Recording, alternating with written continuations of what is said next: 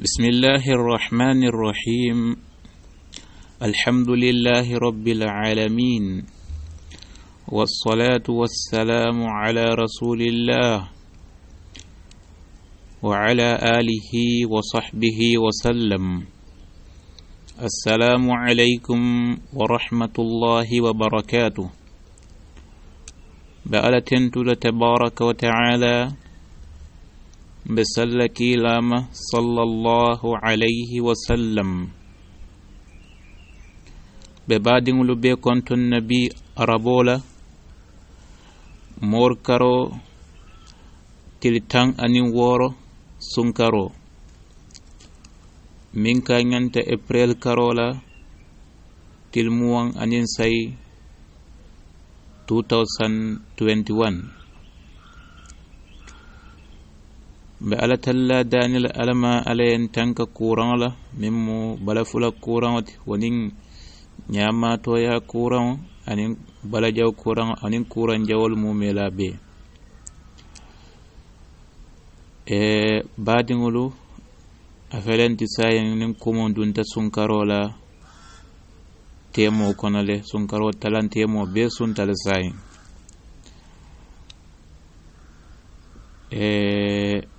sunkaroɓe nasi kanne sayin min tuta je woman siya lonna baye ñin fo a yitandi ko sunkaro felenti a talata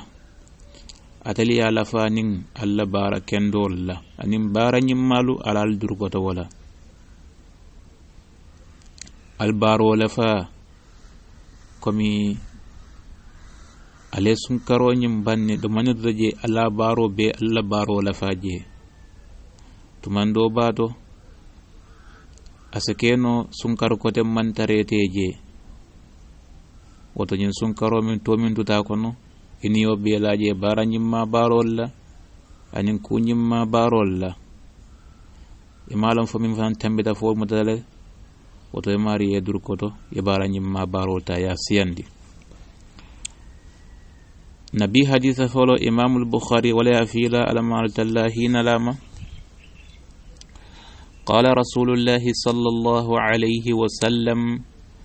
على لكيلا أي نمبنك كيسان النمو بكيلا مية أكو إن الله قال تلاده يحب عتاسا أي تسول كانوا على تلا لفت تسول له ويكره التشاؤب أمل في حباسولا أي حباسو كن أمل فالا أكو فإذا عتس ناد وكل ولا نمو تسوتا الكونو موكلين تسوتا فحمد الله أي على تلا تنتو ناتي سوتا أتسورين كولا أي على تلا تنتو فحق على كل مسلم ñimmo hakkolati muslimo kan sami'ahu miyalo ala tento ñimmo e kabirati sota ay ala tento hakkolo mi muslimo kan ete miya alo ala tento ñimmo an yushammita e duwa mariye nimmo tisota ako alhamdulillah ay ala tento nin kamlan ko to mansomiye hakkolo mi te kan ete miya moy ye duwaye ya fayko yarhamkallah alama atallahina lema alama balafa lema alama nema lema atafal samurundi kan aya fayko yahdikumullahu wa yuslihu balakum alama alayal kanda ayallakul bebeti andaliye wato kila ko sallam nina ta hadisa doto hakul muslim ala muslim 6 wala 5 abol ko nati sota ala tentu ye duwaye wala sami hadisa do fana kila ya kweni je sallallahu alaihi wasallam ko ala talla tisola kanude ala fila tisola amalla fi habaso wala ko naldo nimmo tisota ay ala tentu al muslimul min badale hakolo mi kan miliyamu ay ala tentu ye duwaye ako amma tasha'ub bari habaso de fa inna ma huwa min ash-shaytan wa kaba shaytanu la bulde shaytanu wala katina muka habaso kaba shaytanu la bul falyaruddahu mastata'a marani habaso lafte mutala imari isa kata ya murundi ya isembo dangala ikni sanu yakana habas no fa ya no ya habas nyinta ya murundi ako fa idha qala ni be habas le ko ha yeda yele ko ha ko min mo be habas la ka da yela ko mo min ضحك أو ضحك منه الشيطان شيطانو سجلا ماريا شيطانو سكاكايلا ni habasita sako ke da be yele buke bulo ke datu shaytano sikaka ya jelela wala sab ni be habas la isaka de ya kai habaso ni murundi ni ma murundi no fanan ya kata ni be habas le bulo ke da de kan da be yele wanyama shaytano sikaka la jelela bari habaso ni ka batale bu o mu batalet aka lam fola fanan yitan shaytano dun ka fetara lam furin yatara batari wanyama e kori ala keku walla ni ala batu walla woto mo dinkiral timiya ko hakil tuwat ni be mo karandirolti annabi mo min tumol bul sallallahu alayhi wa alihi wa sallam ngina mun haditha folo ngenti bi kila ko sallallahu alayhi wa sallam ala talla ti sole kanude amalla fi habaso wala katun habaso ka bo shaytano la bul akonal do kinti soda walla moti soda kona ala tantu hakkola muslimolu kan miliya moy e duwa mariye ako amma tashaubu memo tasaubu bisa at-tasaubu wala mo fankoti habasoti ako habaso ni ko shaytan la bulu imari samburo ni yaftah habas la yakati habaso ni murundi isambo dan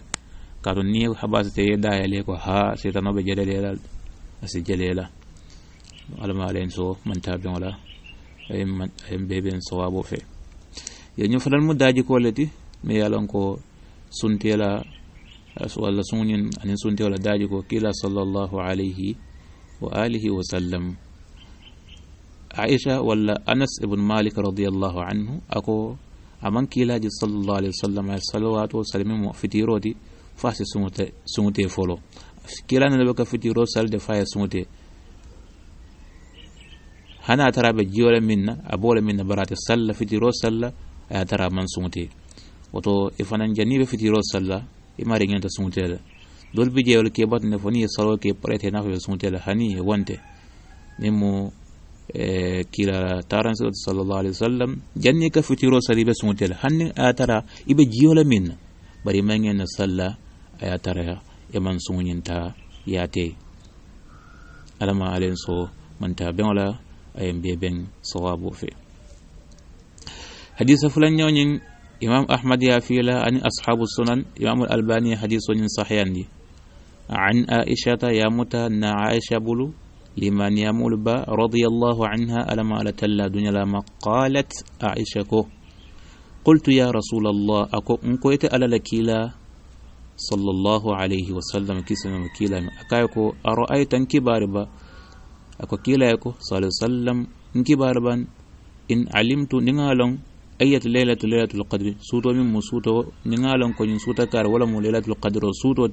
ma aqulu fiha be mun falaje ako kila yako sallallahu alaihi wasallam nkibarban ningalon ko nyin suta kar wala mu laylatul qadr suto be mun fala wala suto wala qala kila ka sallallahu alaihi wasallam quli afoko allahumma innaka عفو تحب العفو فاعف عني اللهم إنك عفو تحب العفو فاعف عني كلا النبي صلى الله عليه وسلم أكعفو ماري ألا إتلم منصومي يالنكو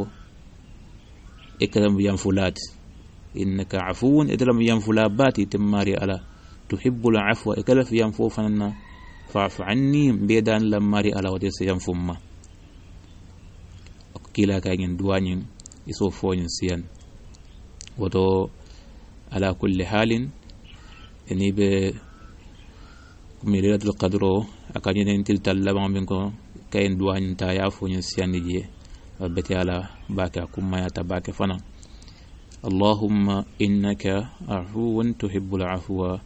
فاعف عني alama alayen so manta ben wala ayem beben so wofe ngin ngar la do kam ngin nga wala mo nyenti foka fudano ka ma atare be sunni wala ka fudano la ayatare be sunni foka sunti nyaale bang ibn Uthaymin rahimahullah ako wabuka sunti nya la yaftiru wabuka sunti nya ndum wabuka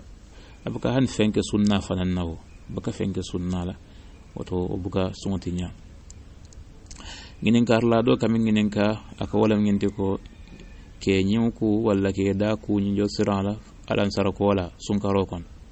foka sonyin tinyala ba Jabir minti ibn Baz rahimahullah ako abuka suntinya ala kido min do abuka suntinya baro mu sunno mi yan ko bulan cancan sunnatun mutlaqa ya bula wala nya wato wati diyate seda konon fi jami'i al-awqat wato watila katun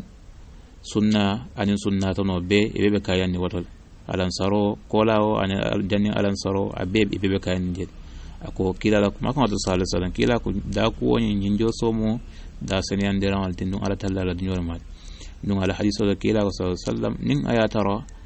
ata kwala nan man to mol kambe ya marla da ko wala nyinjo so salawatu wa salawati woto way salawatu wal mumira bele kaf nyoma kabirin fitiro la mu ban alan saro la ban salfana ala musubanin safa belam sunna wa anin sunnatan wa bele be kayan ni wat alama alen so man tabi wala ayam beben sawabo fe hadiso do bi jami'a nan ko akum mayata bak o belen din istighfar wallah komi istighfar bin makafaro ngene arabu barolo labandulat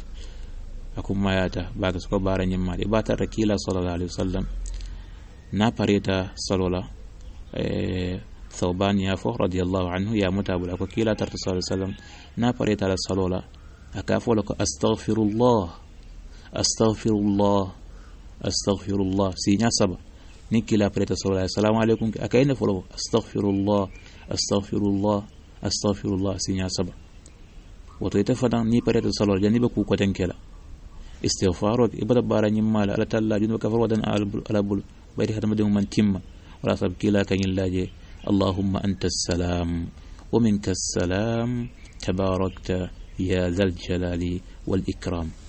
وتو لما عليهم بيسو من تابعون له أيام بيبن صواب وفي إلا من حديث والسلام عليكم ورحمة الله وبركاته.